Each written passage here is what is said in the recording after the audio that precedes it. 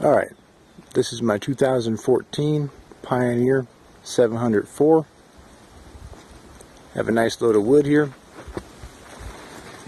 We have, somewhere probably right around 6 or 7 inches of snow on the ground, a little bit crusty. We've had some rain the last couple days. This is a part of my property I really haven't been on before, but I saw a couple of standing dead trees from ways away on one of my trails and decided to come out here and get that wood.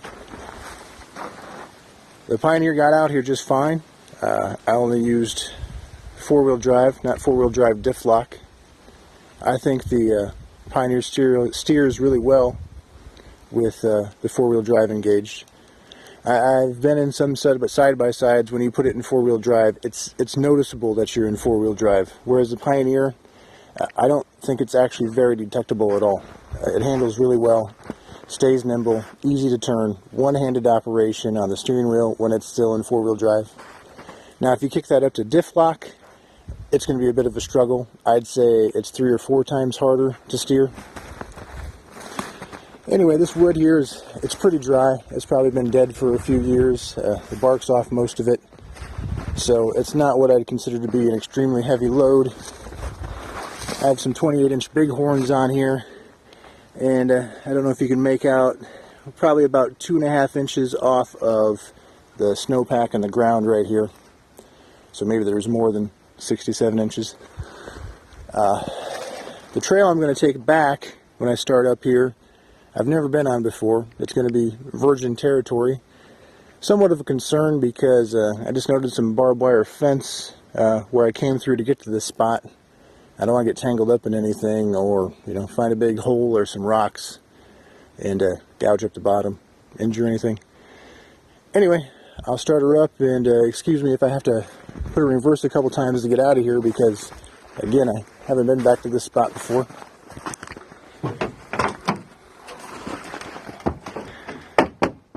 I always kick my boots off when I get in the Pioneer because I have found the floor gets extremely slippery when you have snow on it and your boots.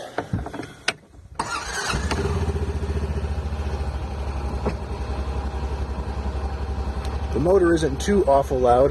I ride a lot in here with my children, and we don't have a problem having a conversation over the sound of the engine.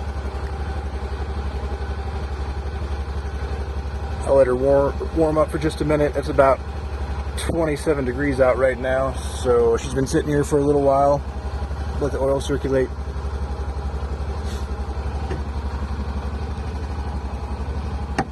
Well, that should be good enough. Alright, we're going to head that way. We had a big storm through here a few years back. There's a lot of large downed trees around this area, which makes it that you have to really pick and choose the direction you're going to go to try and get where you want to be. And I don't know if you can tell from my property that it's easy to get turned around back here too, especially in a cloudy day when you have no reference to what direction you are after you've turned around a number of trees. So I'm pretty sure we want to head that way to get back to my main trail.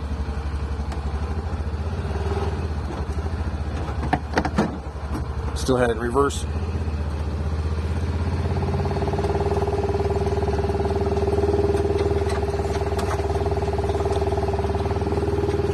You can see this is where I came in through.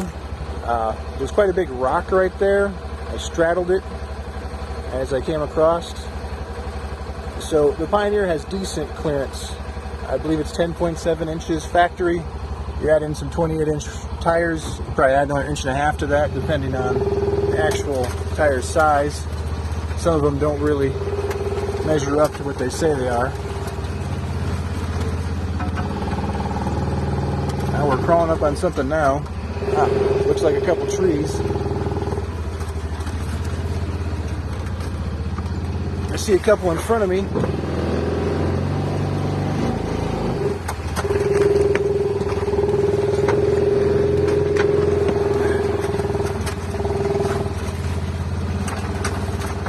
Now back there, I'd say I probably gave the Pioneer less than half a throttle to get over that.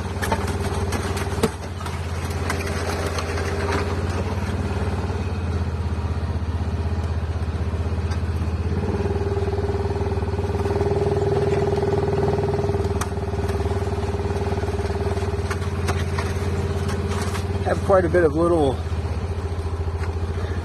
streams that are annual back here.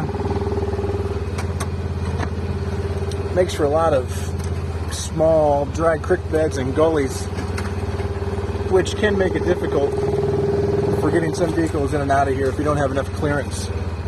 Also, lots of down trees, lots of stumps, lots of rocks. Alright, I'm back to not my main trail, but a place where I cut wood last week. And if you can see here, this set of trees, not a whole lot of room between them, but I've gone through here before. It's nice that this side-by-side fits technically 5 people, even though the seating is supposed to only be for 4. It keeps a small wheelbase. Factory, it's only about 60.5 inches wide. If you go to a larger tire like I did, I believe I'm right around 64 inches. Alright, now we're back to the main trail. Now this is a 4-wheeler trail that I put in a couple years ago. And I used to haul my wood with my 4-wheeler and a trailer, actually a couple trailers. The ground around here, especially when it's frozen and cold, it can really tear up equipment. So those trailers never lasted. There's a good sharp corner. And another corner back to back. And again, I'm in 4-wheel drive and steering with one hand, so as you can see, there's not a lot of effort. I'll open her up a little bit here, straight away.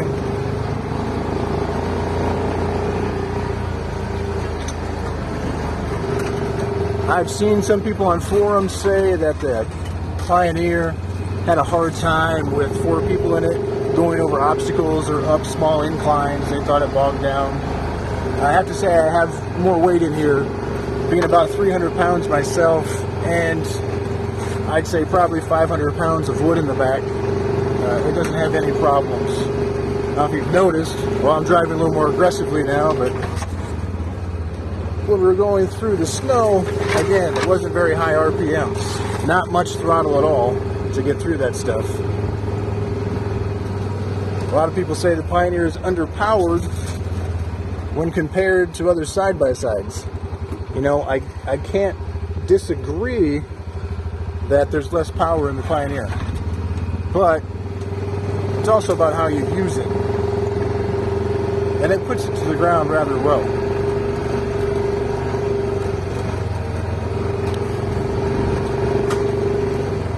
Here's a good tight spot too.